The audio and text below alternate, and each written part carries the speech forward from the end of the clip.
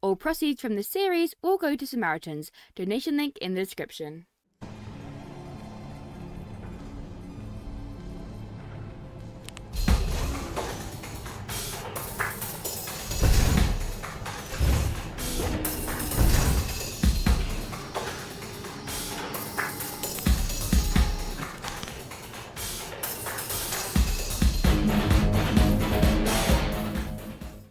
Hey there, my name is Rewan and welcome back to the Fazlore Podcast. Today I'm here with DumbyMonkey.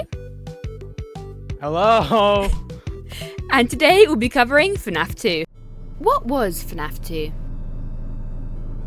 How would you describe FNAF 2? If someone didn't know what FNAF 2 was, what would you say? I would say FNAF 2 is basically just this, basically the sequel, kind of sequel to FNAF 1.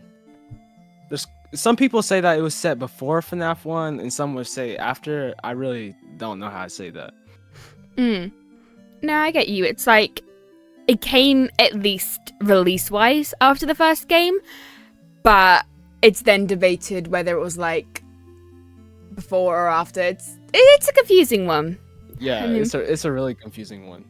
I still don't know myself. I still think that it's set after, but it's really confusing, especially for all the FNAF lore. But yeah. I mean, to be fair, surprisingly, FNAF 2 is one of the, like, timeline-wise, is one of the ones we have the most understanding about, which is quite funny considering FNAF 2 itself is complicated. I mean, like, having new animatronics, having them being so much shinier than the first game, and then, like, oh no, actually, it's a prequel. It's like, what? Yeah, I don't think Scott planned the story very well. Like, no. I mean, obviously we'll get more into it later. I think the first 3 games, or even the first 2 games, worked really well on their own. But then when lore started changing, it kind of made overall it holds up, but it definitely made a few things quite different, should we say. Yeah. I completely agree. What was the lore at the time? So, I feel like it's a good one actually to start with, like, where in the timeline is the second game. Now, so you said you personally think it's like a sequel, right? Yeah. I personally think FNAF 2 is a sequel. So, I think at the time it definitely was a sequel. Having the newfangled animatronics and having...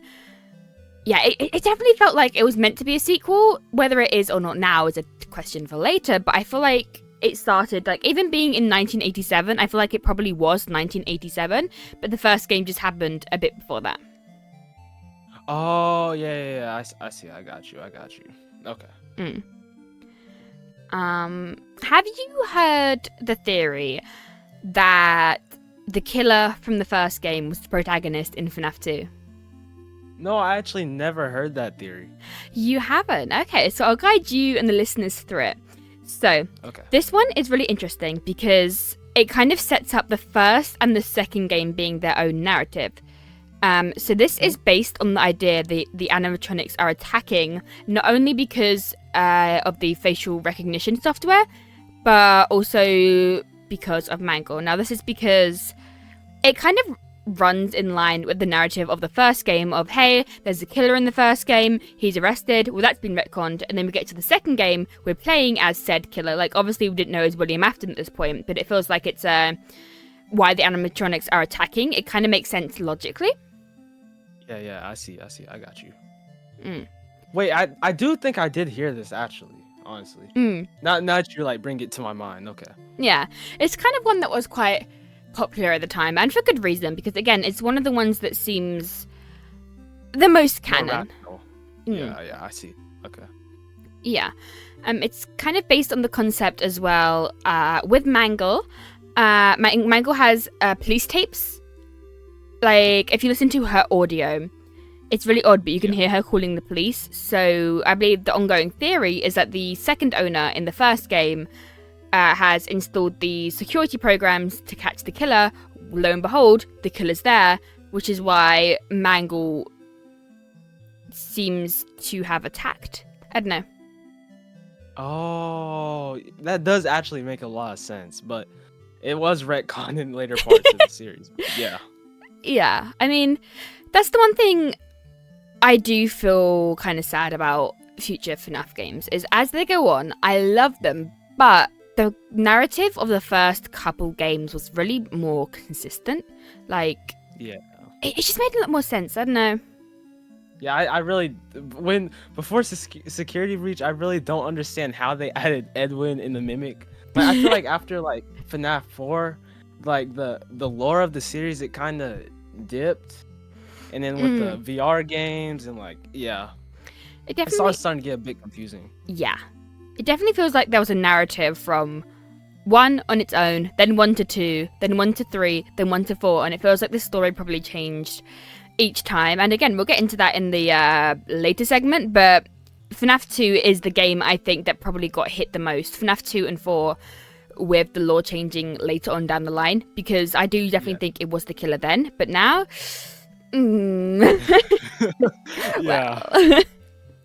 Yeah, the FNAF series really should have just ended at FNAF 4, but he drug it on. Keep going. Yeah, I do love the newer games though. I do love Secret Mimic and stuff. I do love it. It's just like it doesn't have the same kind of vibes, which is okay. I love the idea of the original 6 games being separate from the Security Breach onwards. It feels very nice to have that. Okay, this is this lore, this is this lore. They're disconnected, kind of intertwined, but not like a direct narrative continuation, if that makes sense. Yeah, it makes sense. I feel like another big theory then, which was a really odd one, was the 2 purple guys theory. Have you heard of this one? No, the most theories that I heard, I remember the Chica caused the bite of 87 one, and then I remember what was that other one? And then I remember the FNAF hoaxes, but I don't think I've heard the 2 purple guy one. I want you to guess why you think that's come around. Just if you like shot in the dark, why do you think people thought there were 2 purple guys? Or 2 killers. 2 killers is also like another way to look at it. Like why do you think people would insinuate this? Because it's definitely not what you'd think in the end. Oh my god. Maybe because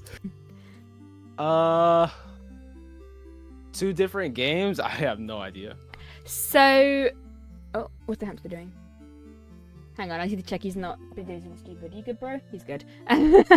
So this theory came around because in the FNAF 2 minigames, there were multiple cutscenes of Purple Guy, and one was a slightly different shade of purple. Okay. That is it.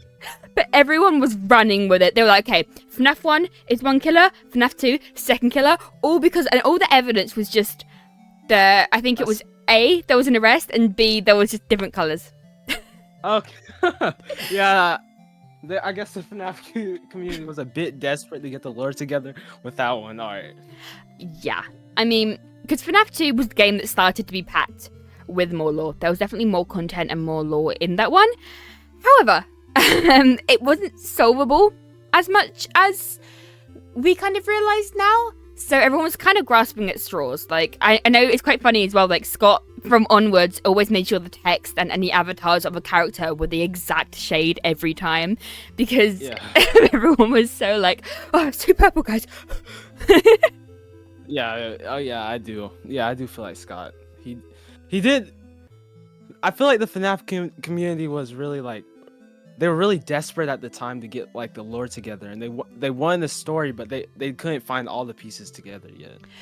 Yeah, and that's the thing, because Scott at this point was obviously leaning more into the lore. Now MatPat had kind of blown up FNAF because of its lore, as well as Markiplier just messing around. Scott definitely leaned into this more idea of, oh, mystery, when he didn't necessarily lay out all the clues. Although, to be fair, I feel like we do know a lot of it. Like, again, I do think the killer was meant to be the protagonist in FNAF 2. There were, like, ideas of it, but it was a tricky one. It was a tricky one. Yeah. I don't think it was executed well, honestly. But, like, that's entirely fair for Scott, because obviously FNAF 1 was meant to be just a last-ditch attempt before, you know, changing his career path. So he wasn't expecting all of this, which is why the FNAF lore tends to be a bit messy like consistency wise. FNAF 1 had way less lore than FNAF 2. Like FNAF 2 had the mini game segments and like it was a lot to grasp at the time. Yeah, I think so. It was an interesting one because another thing that was quite big at the time was the puppet and where did she play into it. Like she was definitely set up to be this big character, but it was hard to figure out who she was. Then whether Scott didn't want us to know is a thing. Yeah. But it's just, I don't know. Do you think the puppet was meant to be, like, we see the puppet die in the car outside in that one minigame. Do you think we were meant to know who Puppet was, or is just like a character? It was probably just like a character that Scott could have expanded upon in later parts of the series. Like how we started to learn that it was Emily and how she saved the children. But I think it was a character that Scott wanted to more develop in the series. Yeah, I think Scott does a lot of that, to be fair. He does a lot of, like, he's openly stated he'll leave gaps in the series so that he can come back later and be like, oh, actually, like, obviously Puppet being Charlie was a big kind of switcheroo, should we say. Yeah, I see, yeah. So, talking of the puppet, though, we have that minigame where she's guiding the souls to the animatronic suits. Do you think she was meant to be evil at that point? Do you think she was, like, intentionally making the animatronics do bad things, or what do you think? At the time when I remember watching the videos on it, I thought that she was honestly saving the kids, like saving the kids from the purple guy. Because I feel like the purple guy was trying to get the souls, like, but this was like before I understood all of it. But I feel like the purple guy was trying to get the souls, and the puppet was kind of like just hiding them away from the purple guy. At the time. Yeah, keeping them safe and letting their spirits go on for a bit longer. Because it does seem like whoever I can't speak. Whoever was possessing the puppet was meant to be the first victim. Because we've quite clearly shown him coming outside in his car, killing someone and driving away. And we know that the first victims, like at this moment in time, I think the first victim was the 5 MCI members inside the pizzeria. So it was definitely like, okay, this is Afton's first kill. This is the person he should not have killed because this is what has led to everything else happening later on. Yeah. The one you should not have killed. Wait, isn't the one that you shouldn't have killed Golden Freddy? It is Cassidy, yeah. But it was originally theorized to be Puppet because Puppet is obviously the one that's bringing all the souls back, and Cassidy, her soul might not have kept on if Puppet didn't. Puppet didn't bring her back. Okay. Wait, isn't Cassidy? Isn't Golden Freddy haunted by 2 children? Yes, I believe it's Cassidy, and then it's also Dave, which is Crying Child. It's like a double one. Duo Golden Freddy. Yeah. I love Duo Golden Freddy. I felt controversial to it at first, but then I found out the whole lore and I was like, oh, actually, that's quite cool. Like an evil spirit and a kind spirit kind of fighting for control. That's quite fun. Yeah, I really do like that. So, you did actually mention earlier the Bite of 87. So, there were 2 kind of candidates, which was Chica and Mangle. Off the bat, who do you think is more likely to have done the Bite of 87? Just like instincts. It was Toy Chica. Because when we see her on the first camera, she has her beak literally on her mouth. But then when she leaves, she has her beak gone. And then one of her deaf voice lines were, "Where's my beak?" lodged into your forehead. So immediately I thought that was what caused the Bite of 87, honestly. See, that is a good, like, voice line. However, I have a counterpoint. Oh, gosh. So, it's generally kind of theorized to be Mangle. Now, that is because of Mangle's placement. Because all the other animatronics coming in, they all kind of jump towards you, but Mangle specifically hangs at the top of your office and comes towards you. And the one other big thing about Mangle is that she is the one fitted with the police detector. Like, again, if you listen to her voice, you can hear a police radio coming through, so it is theorized to be her. However, it's not entirely confirmed either way. Like, Mangle has the placement for it, but as you said, was it an Ultimate Custom like Chica voice line, or? I think it was in FNAF 2. It's been a while. Yeah, that's okay. Yeah, but yeah, I think it's generally considered to be Mangle. However, it's never been like directly confirmed because, again, Foxy also had the teeth to do it. Like, a big thing is who could actually do that. Chica potentially with her beak off, Mangle because of the long nose, and similarly Foxy because of his long snoot, so it would have the ability to bite. Yeah.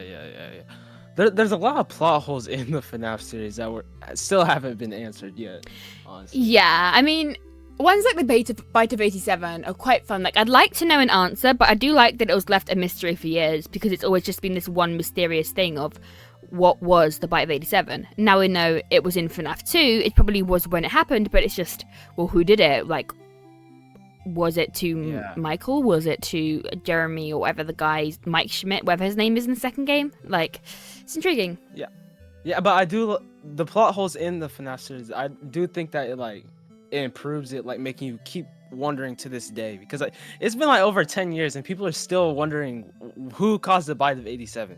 That is something Scott did do well.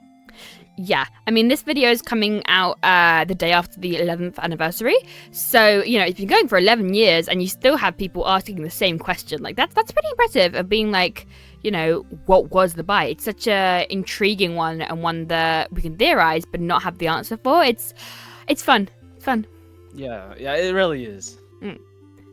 Revisiting the FNAF series over after all these years, it really is fun to see it, how it is fully fledged out. It's really nostalgic. Yeah, it really is. Oh my goodness. Like, because when I was doing research for this video, I was looking at all the old MatPat videos and all the old 10-year-old FNAF videos. It really is nostalgic. Yeah, it's really...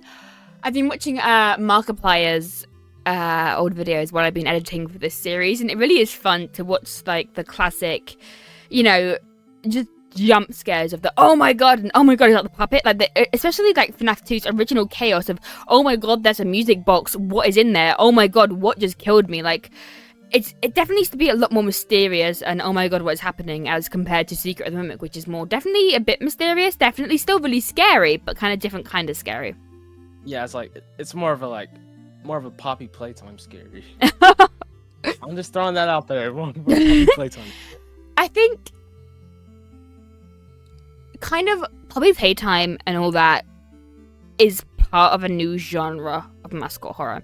And I think Secret of the Mimic did slightly lean into it. However, the thing is, the new genre is free roam mascot horror, and there's very limited as to what you can do with that. But I do think Secret of the Mimic is a good example of it. Like, there are points where I did get really like, oh my god, just let me get past this segment, especially like the sneaking part.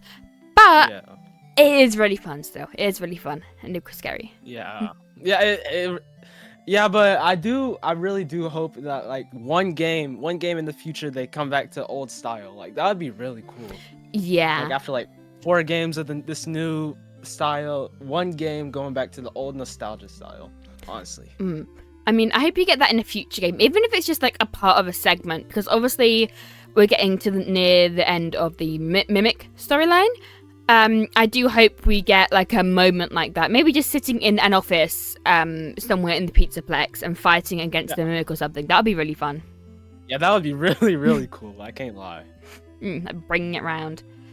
So a last kind of theory I want to bring up here is a really stupid one.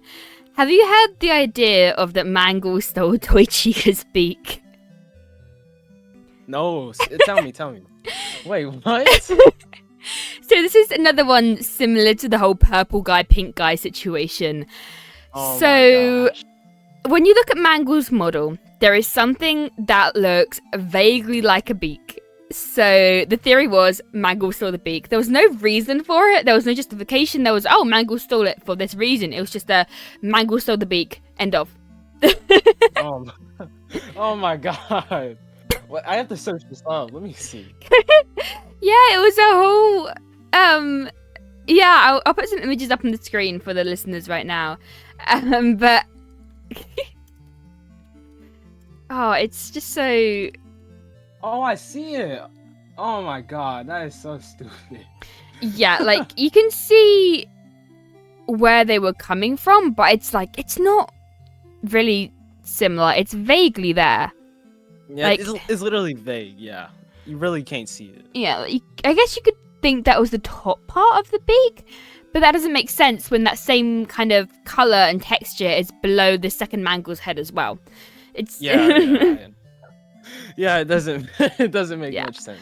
It does always make me wonder though, like, where was Toy Chica's beak? Like, I assume it was just to make her more scary because she wasn't that scary before, but it was just like a funny decision. Just like, beak gone. Like everyone just wanted an answer.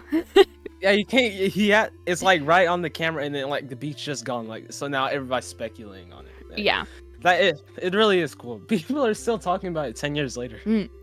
FNAF 2 was definitely the birth of the theorists that will pay attention to every detail, which isn't their fault because I always say, FNAF, not every detail means something, but every detail could mean something. So you have to be so careful. Like, sure, it probably isn't. Like, you know, that Big La Chica's beak is missing until you get to FNAF 4, suddenly it is. Like, yeah. That is the chaos of FNAF. Yeah, FNAF it's a lot of chaos. What is the game lore now? So, I feel like leading on from that last one, where is Toy Chica's beak coming so popular later was then one of the main evidence for Dream Theory, which I find really funny because it was 2 pixels in the FNAF 4 game and then it was just Dream Theory. Oh my goodness. Yeah, it was. That's the thing. That moment, whether Dream Theory is canon or not, is a big discussion. But the idea that Toy Chica's beak being missing in FNAF 2 was then linked to FNAF 4 was a really clever one, I'd say. I think FNAF 4 era, it definitely was true. After FNAF 4, probably not, because Dream Theory is dead. But it was a really interesting one because when Dream Theory was canon, it actually linked everything quite well, even a small detail as where is Toy Chica's beak, and then having the toy animatronics as actual toys that his presumably sister has. That was quite cool. Yeah. Wait, wasn't the Dream Theory that we were in a dream? Yes, so it's based on the idea that in FNAF 4, after the bite of 87, we go into a coma state, and the first 3 games are just nightmares. It's partially based on how we see the purple guy putting a suit on someone, which could be misinterpreted as him stuffing people into suits. We then have the stuff like Toy Chica's beak being missing in the mini games and then being canon to FNAF 2. Yeah, and then you have in FNAF 1, the way Foxy kind of jumps through the door and looks at you is similar to how the brother jumps out at you in the FNAF 4 minigame. So it's a very controversial one, I will say, but I am a believer that it was canon at the time, and it is a really fun theory. Yeah, I really did like that theory, because I remember in the FNAF 4 era, I'm pretty sure if you, like, moved too fast through the office, you could see like the hospital things, and I remember people were making theories off of that too. Okay, yeah, there was like an IV drip and flowers and stuff. Like at the very least, FNAF 4, you were in a coma. It's like that's just what was happening. Yeah, FNAF 4 was my favorite game, honestly. Oh yeah, FNAF 4, I think, will always hold a special place for me because I was a big Dream Theory believer, and I thought it was. I know it's a common trope, but I thought it was a really fun one to have for Dream Theory. And when FNAF 4 came out, it was so terrifying. I know that like when you look back on it now, like the animatronic designs are a bit overdone, but I still really like them to this day. Oh yeah, it was so scary. Like I think the first 4 FNAF games, obviously the designs are less unique over time, but they were the originals. Like all the games afterwards that are taking heavy inspiration, like yes, the design is used quite frequently nowadays, but FNAF 4 and FNAF 2 and FNAF 3 was the ones that started it. Like, the toy animatronics were the ones that started these cutesy, like, kind of cool, really cute animatronics turning evil. Like, And then the FNAF 4 animatronics, on the other hand. I do love them, though. I still love regular Puppet over Nightmarion, but it's okay, cool. I mean, Nightmarion is really cool, though. Yeah, oh, definitely. I just find Puppet more creepy, like, because in FNAF 2, that first jump scare where you can't see what it is, you just see, like, a humanoid face jumping out at you. That's so scary, because you can't process what you're looking at. It's like Mandela effect, but then you're just dead. Yeah, I remember when I first got that jump scare. Oh my goodness. It brings me back. So scary. It's so, like, everything else is, like, animalistic. It's a robotic suit. It's easy to tell. Not with this guy. Yeah, not the puppet. And then a little bit about the puppet that we actually knew. On the other hand, too. Yeah. I mean, yeah, because obviously we do now know that Puppet is Charlie. That's something we just know, and the cutscene with the car outside was showing how Charlie died, because obviously we got that extended in Pizzeria Simulator. Yeah. Oh my. FNAF 2 really was, like, revolutionary. Except for the gameplay. I did not like the gameplay. I mean, the gameplay was quite clever, I will say. It's very, like, having so many mechanics going at once and having them actually work, that you can do multiple mechanics at once and have them work. Like, you can put the mask on, you can do Deal with the Baby, you can flash the corridor, like, you can do all that at once and the game still flows. It's quite a difficult thing to code, I'd assume. Yeah, but there was so much RNG involved in the game. That's because the RNG, like, a bit of RNG can mess up your run, like a Balloon Boy laugh, or like, I do feel like FNAF 2 was a little bit overwhelming with the game mechanics, honestly. That's just my opinion. No, that's entirely fair, because that's what made FNAF 4 more scary, because no longer was it 50 things happening at once. It was you listening to see if they're breathing in your face. That's so scary. That's so scary. Yeah, especially the Nightmare Freddy. Oh god, I love the way it changed as well. Like, although in FNAF 2, I do love how the wizards change as well. They start attacking during the night. Like, you see them not moving, and all of a sudden they are going. Ugh. Yeah. It was really terrifying. Yeah. So obviously at the time, I think it was pretty obvious that the FNAF 1 animatronics withered to become the FNAF 2 ones. Do you think now it was just from, like, a different franchise, or what do you think? So, I did think that. Wait, say that one more time so I can process it. Yes. So, as we said, actually, it will help to bring up as well that FNAF 2, whilst initially may have been a prequel, it is now definitely a sequel. Because FNAF 1 is in 1990s, and FNAF 2 is confirmed to be 1983, where we get the light. So, where do you think the withered animatronics are from? Because they can't be the FNAF 1 ones, because this is before FNAF 1. So do you think they're from, like, another franchise? Do you think they get fixed up to be, like, the FNAF 1 animatronics? Like, what do you think? Maybe they were the ones that Edwin could have made?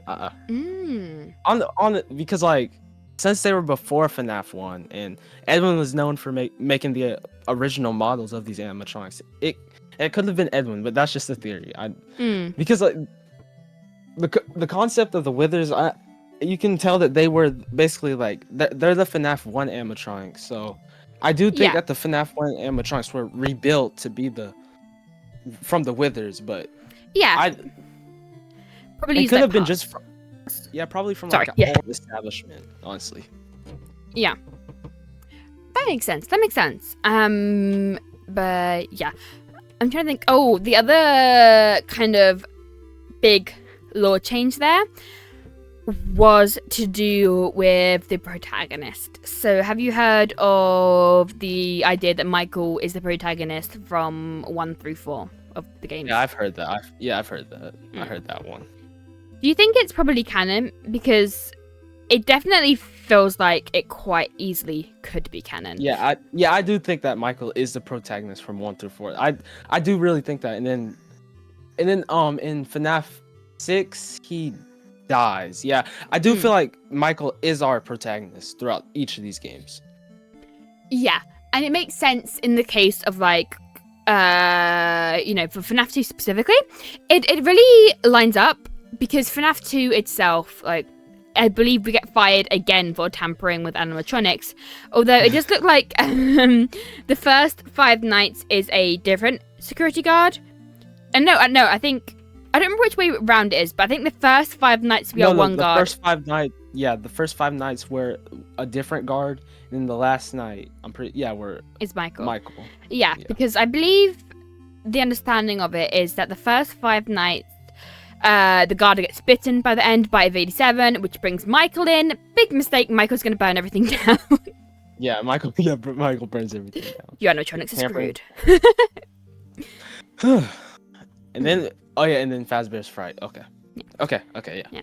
As much as I don't think it's canon, I did love the idea that Michael was the first 5 nights as well, and that's why the animatronics are attacking, which could be true for the night 6, to be fair, because the general idea was that Michael across the game is repeatedly mistaken to be his dad. Like, he's obviously got his dad's looks because everyone's attacking him, so I do really like the concept that in FNAF 2, Michael's being attacked on night 6 because he looks like his dad, and they're like, oh, wait a minute, you're evil, hang on, wait.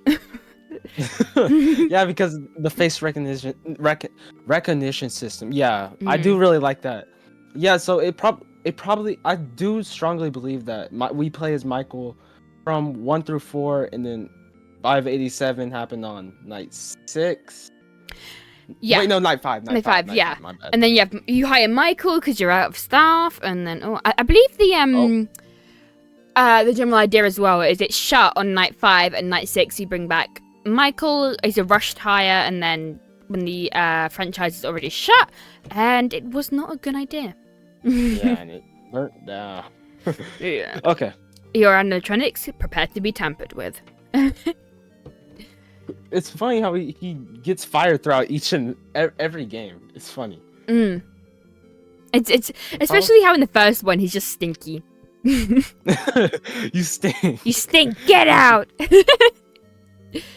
Yeah, I'm trying to think of any. Oh, sorry. Yeah. Go. You go. No, you can go. No, I was just gonna say I'm just trying to think of any like things that changed in FNAF 2, because FNAF 2's premise changed in its entirety, but the changes that came were quite limited. Yeah, I understand what you're saying. Although the other big one is DCI, where there's 2 missing children incident. Are you a believer of that one? Wait, say it again. So it separates MCI and DCI. So MCI is the missing children's incident in FNAF 1. But the DCI, I think, is the disappearing children's incident or something like that. Are those not the same thing? Surprisingly, no. So for a long while, I was just reading it as Mka and Daka until I realised, oh, it's missing children and I think disappearing children. So... But this theory is based how in FNAF 2 we have a lot of mini games of the children being killed. However, the question is that, at the time it was probably meant to be FNAF 1. That was the FNAF 1 killings potentially. However, is it possible? Do you think it's possible that there were 2 missing children's incident and that's why the withered suits are possessed? No, I think it was all in the same boat, honestly. Because I do think that Afton just murdered them all and then just stuffed them all into the suits. I don't think that I think that that's just a not a retro. What do you call it? A plot hole. Yeah. Because I feel like Afton he murdered each of these kids and he just stuffed them into the animatronic. I don't feel like there was 2 different instances where he did that. Honestly. Yeah, and it's a very heavily debated thing from my understanding, because it's either, we have the MCI. Obviously, we now have at least a 6th murder because we have Puppet being possessed. But and also it does look like it's just Puppet bringing souls to the original animatronics. But this is based on the concept that because there is security systems like the Mangle having police recordings in her mouth, that there is reason for there to be facial recognition software. But that also could just be because it's a big facility. Like, it's not necessarily because there's a DCI, but it's really fascinating how it could go either ways, and we don't definitively have an answer to that. Yeah. Wait, what wasn't the facial recognition system to keep intruders out? And wasn't that used for Afton? Yeah, so initially, because FNAF 2 was likely a sequel, it was originally probably to catch Afton, knowing that Afton is now the murderer. But in the future context, again, it's a prequel, so... Yeah, it was a prequel. We learned it was a prequel. Like... So that theory got cut out. Okay. Yeah. And the thing is, as well, like, in Pizzeria Simulator, when you get the good ending, there are 5 graves or 5 or 6 graves, I can't remember exactly, with one name covered. And I feel like if it was DCI, we would have, like, a second set of names. Like, I understand where the theory's coming from, I just don't necessarily think that it's canon. Yeah, I'm pretty sure. Yeah, it was just one murder. One murder. One set of murders. Yeah, one set of murders. Yeah. I don't think it could. Well, I suppose 2, including Charlie, but other than that, it's like, yeah. Yeah. That's it. Yeah. Oh, but then you have Cassidy coming in later down the line. Oh yeah. And then the crying child. That wasn't murder, but confusing. It just stacks up. Stacks up. Wait, when the crying child was murdered, was that the bite of 83? Yes. So it's 87 is FNAF 2, 83 is FNAF 4. Okay, because I always get confused between those ones. Oh yeah. Because every time I hear that, I hear, was that the bite of 87 in my head? Was that the bite of 87? Yeah, I always hear that. Okay, I'm just making sure. It's funny, I was a firm believer that the FNAF 4 bite was the bite of 87, because obviously on the TV, we get 1983 on it when we see the Fazbear and Friends teaser, but I was adamant that was just like an established in 1983, rather than this happens in 1983. I was wrong. Very wrong, obviously wrong, but I was a child. So. Yeah, but it's kind of Scott's fault, honestly. Yeah, it was like a Let me think. When did FNAF 2 come out? Didn't it come out like a few months after FNAF 1? Yeah, it wasn't long. Yeah. Oh my god. Oh god. Yeah. I really couldn't understand the story that much at the time. Oh my god. I was yapping to my grandparents about it a lot. Yeah, I remember I learned I remember watching all these lore videos on who Bonnie was. And I could literally tell somebody like the entire lore as I knew it, but like. Oh yeah. I mean, sorry. You can go. No, you finish what you're saying. It's okay. No, you got it. I was just gonna say, the thing is, I've been subscribed to MatPat for I think 10 years and Markiplier at nearly 11, so I've just been following the whole time, but like, I was adamant on the lore that I thought, and looking back, I'm like, oh girl, just sit down, like, leave the lore to the professionals, okay? It's just... Yeah. Yeah. The lore is so confusing now.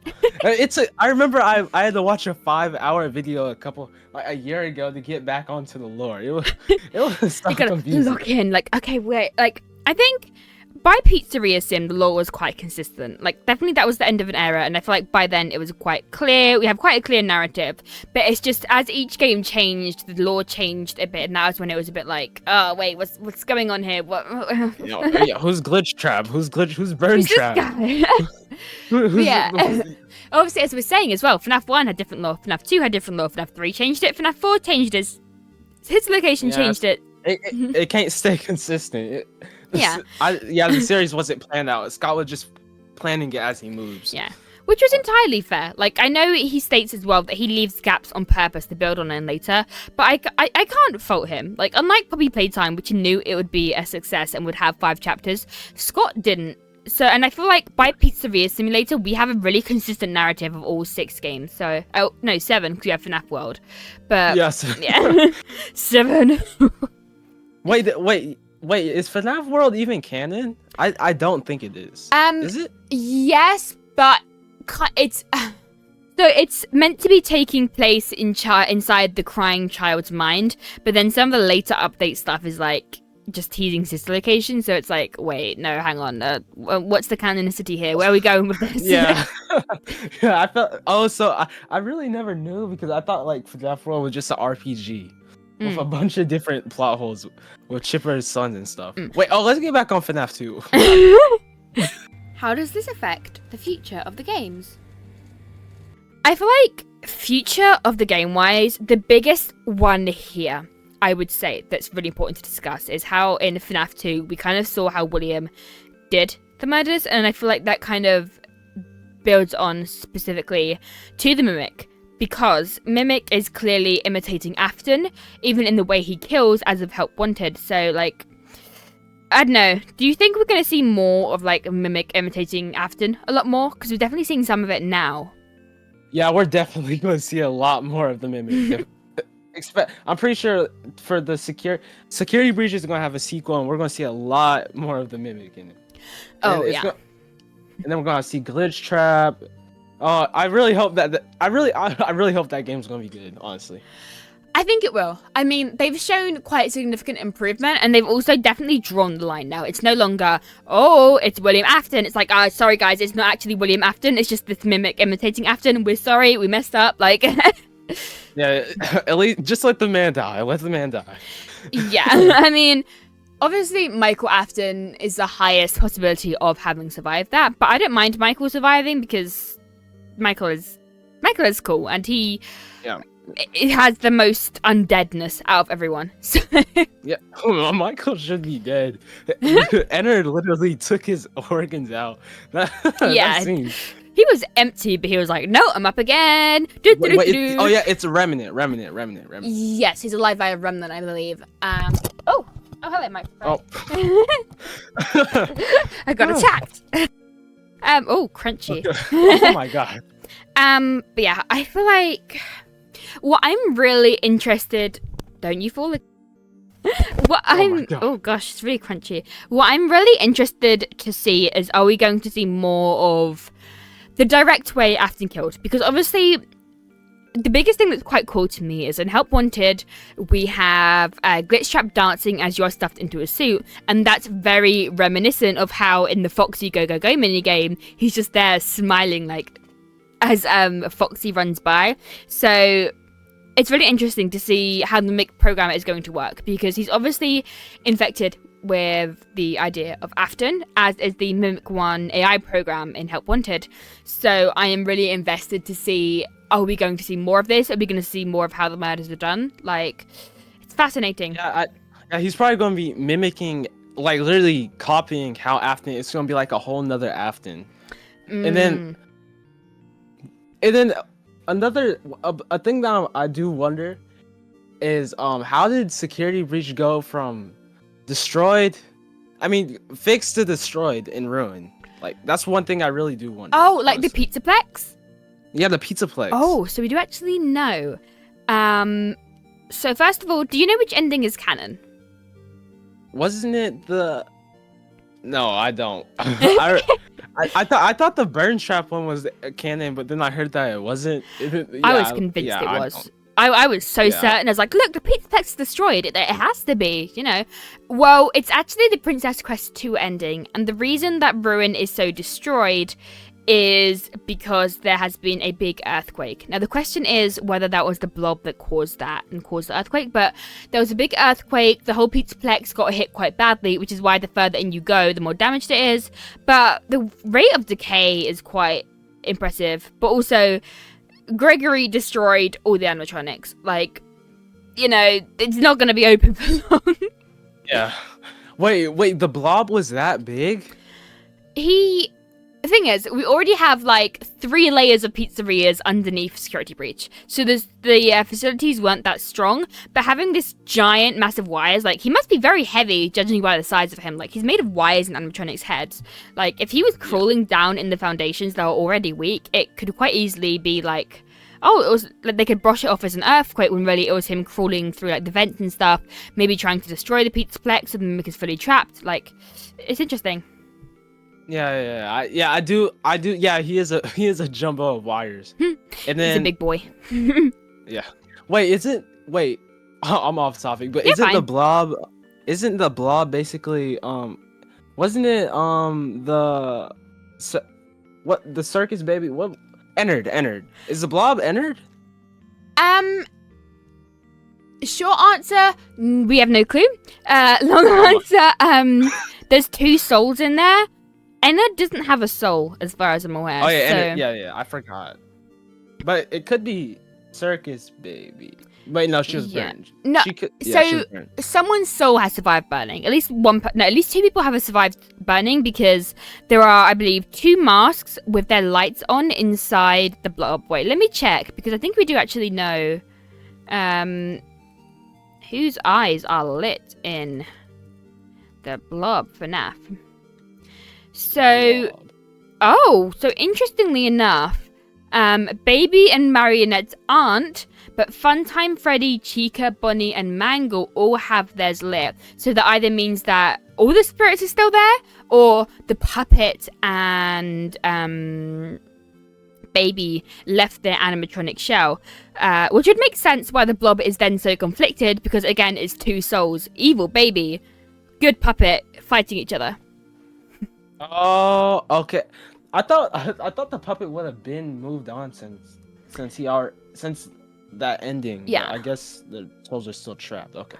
Yeah, at least, to be fair, if souls are still there, it's because they didn't want to move on.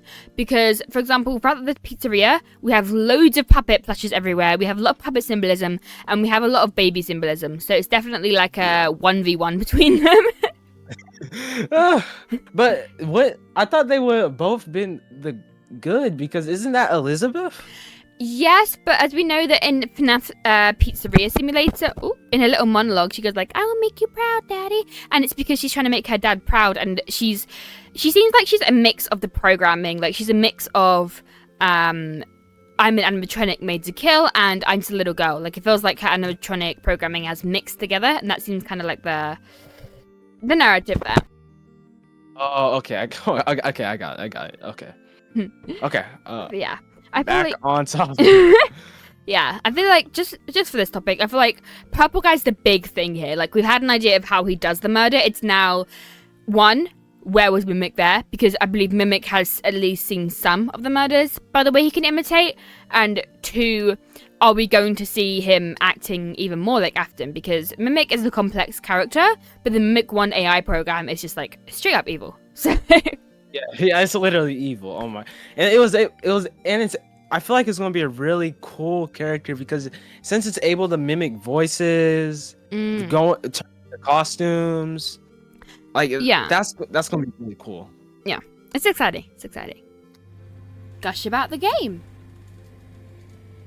FNAF 2, I do not like the gameplay mechanics, and that is my opinion because more than half of the animatronics can be dealt with in the same way with the mask, and it's kind of the same for FNAF 1, but in other regard, FNAF 1 you have stalling, you have Foxy being able to stall him, you have Bonnie and Chica, they do the same thing, but then you have Freddy. It's only 4 animatronics, but in FNAF 2 it's literally like almost every animatronic is dealt with in the same way with the mask, and then you have the exception of Foxy.